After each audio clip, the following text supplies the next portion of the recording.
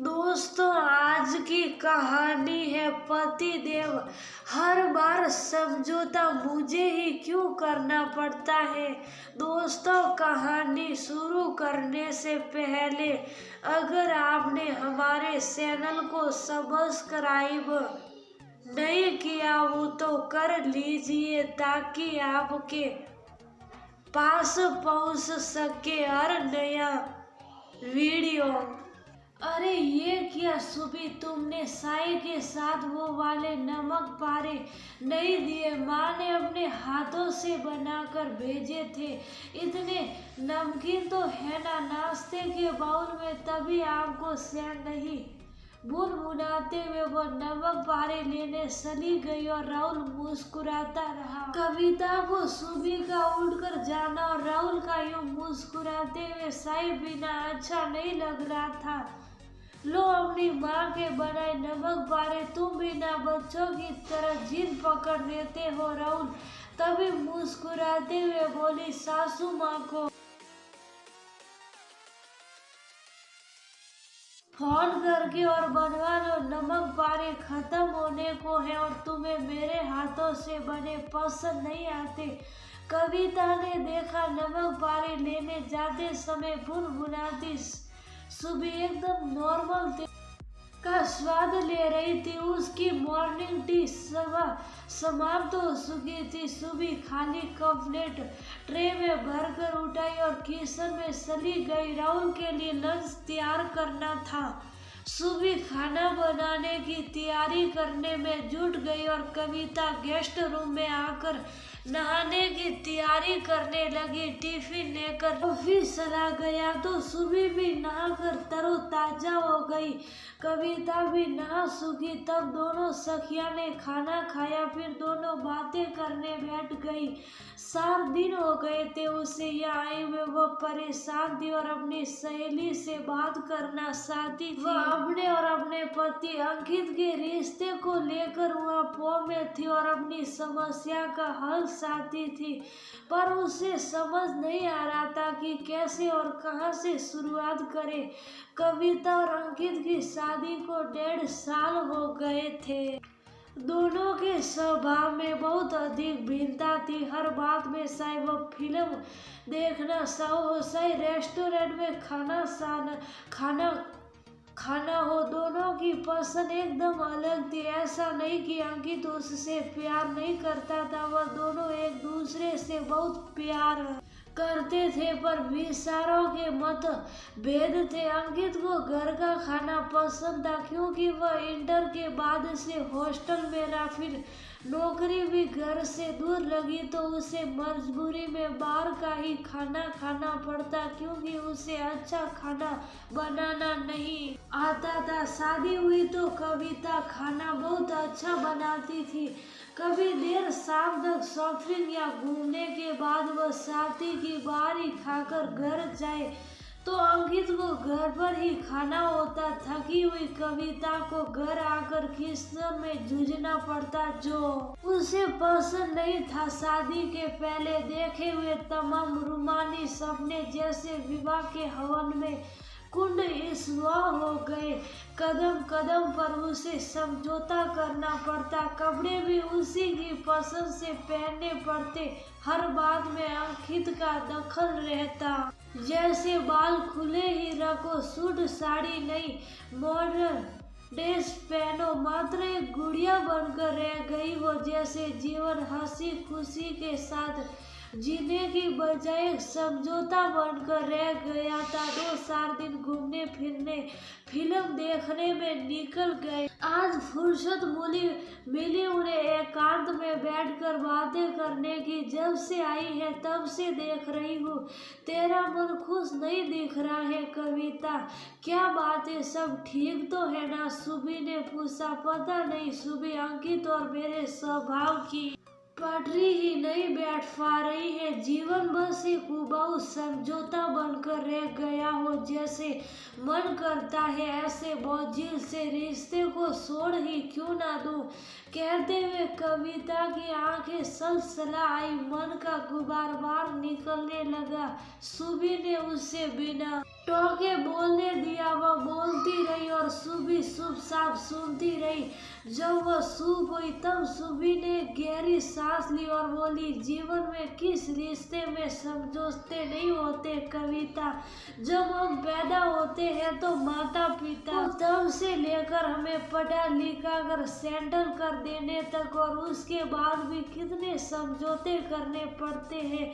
और सिर्फ यही क्यों, सभी रिश्तों में कहीं ना कहीं समझौते के धागे ही जुड़े होते हैं, उन्हीं से रिश्ते बंधे रहते हैं। और ये समझौता नहीं, समर्पण और प्यार होता है एक दूसरे के प्रति। लेकिन कब तक जीवन को मैं इन समझौतों पर अपनी इच्छा और सपनों की भेंट चढ़ाऊं? क्या मैं अपनी मर्जी से, अपनी इच्छा से जीवन नहीं जी सकती? कविता खिंच कर बोली। क्यों समझौता किसे नहीं करना पड़ता? हमारे माता पिता क्या अपनी मर्जी का जीवन जीने के लिए हमें छोड़ देते हैं, या अगर उन्होंने हमारी मर्जी नहीं चलने दी तो हम उन्हें छोड़ देते हैं? जब उन रिश्तों को हम उम्र भर हर कीमत पर निभाते हैं तो पति पत्नी के रिश्ते में समझौते से इनकार क्यों? सुबी बोली। थोड़ी देर दोनों ही चुप रही, फिर सुबी ने प्यार से उसकी हथेली थपथपाई और बोली, देख कविता, शादी का दूसरा नाम ही समझौता है। विवाह होते ही पति पत्नी को आगे की जीवन यात्रा के लिए समझौता एक्सप्रेस में सवार होना पड़ता है, और ये ट्रेन कई सुंदर आनंद से भरपूर तथा मन भावन सुखद स्टेशनों से होकर गुजरती है। लेकिन हमारी गलती ये होती है कि हम उन सुखद स्टेशनों का आनंद लेने की बजाय समझौता एक्सप्रेस को ही रोते रह जाते हैं। ये मत समझ कि समझौते सिर्फ पत्नी को ही करने पड़ते हैं, पति को भी बहुत सारी जगहों पर करने पड़ते हैं, तभी तो सामंजस्य बना रहता है। लेकिन रिश्ते में कई तो मन मिलने ही चाहिए ना। हर बार सिर्फ समझौते करने रहने में तो सिर्फ रिश्ते का सारा आनंद, सारा सारम खो जाता है, और हर बार में ही क्यों? कविता बोली। ऐसा तू सोचती है कविता, तूने ही बताया था ना कि कभी कभार अंकित को भी तेरा मन रखने की खातिर बाहर का खाना सख्त नापसंद होने के बावजूद वह तेरी खातिर होटल में खा लेता है। तेरी परेशानी पता है क्या है? तू सिर्फ अपनी मर्जी देखती है, उसकी नहीं। अपना जीवन दूसरे के साथ तालमेल बिठाकर ही जीना होगा। रेल की पटरियां जैसे हमेशा तालमेल बनाकर रखती है, यदि एक भी पटरी अपनी जगह से इंच भर भी हिल गई तो ट्रेन पलट जाएगी। ठीक वैसा ही तालमेल जीवन के सफर में रखना पड़ता है ताकि रिश्ते की ट्रेन आराम से सुरक्षित आगे बढ़ सके। और तभी राहुल का फोन आ गया। शाम को बाहर घूमने और फिल्म देखने का। सुबह उससे बातें कर रही थी, उनके बीच कुछ नोक झोंक चल रही थी, शायद फिल्म और सुबह क्या पहने इस बारे में। आखिर सुबह ने अच्छा बाबा जैसा तुम कहो वही ठीक है कहकर फोन रख दी और कविता को तैयार होने का कहकर खुद भी अपने कमरे में चली गई। ठीक समय पर राहुल भी आ गया और सुबह जब तैयार होकर आई तो फिरोजी कलर के सूट में वह सच में बड़ी सुंदर लग रही थी। राहुल की आंखें भी प्रशंसा में चमक उठी।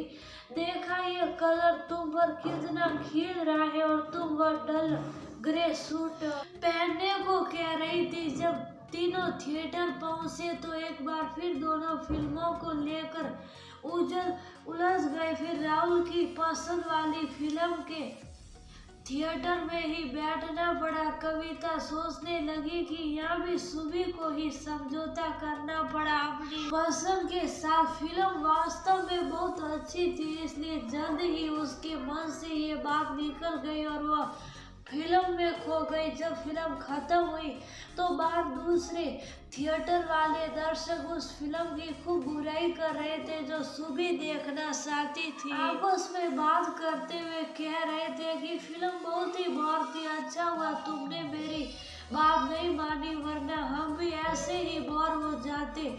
सुबह उन लोगों की बात सुनकर राहुल से बोली, 1.5 घंटे इंटरनेट पर सर्वे किया था कि कौन सी फिल्म वास्तव में अच्छी है, ऐसे ही आपको बोर करके आपकी शाम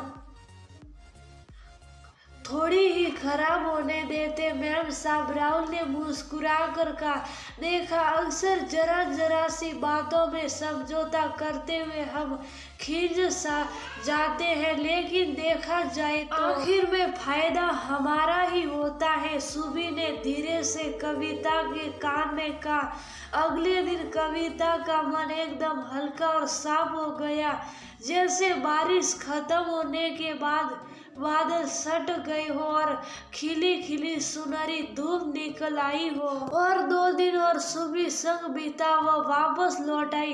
अंकित उसे लेने स्टेशन आया था। वह बीमार और उदास लग रहा था। पूछने पर बोला कि उसे बुखार है, तो बता दिया होता, मैं कब से आ जाती, तुम्हें देख लिया, अब तुम आ गई ना तो बुखार ठीक हो जाएगा। अंकित मुस्कुराकर बोला।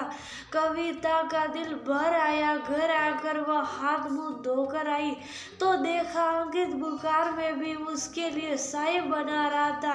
कविता की आंखें भर आई। उसने अंकित की कमर में बाहें डाली और उसकी पीठ पर सिर रख दिया। पलटकर अंकित ने भी उसे बाहों में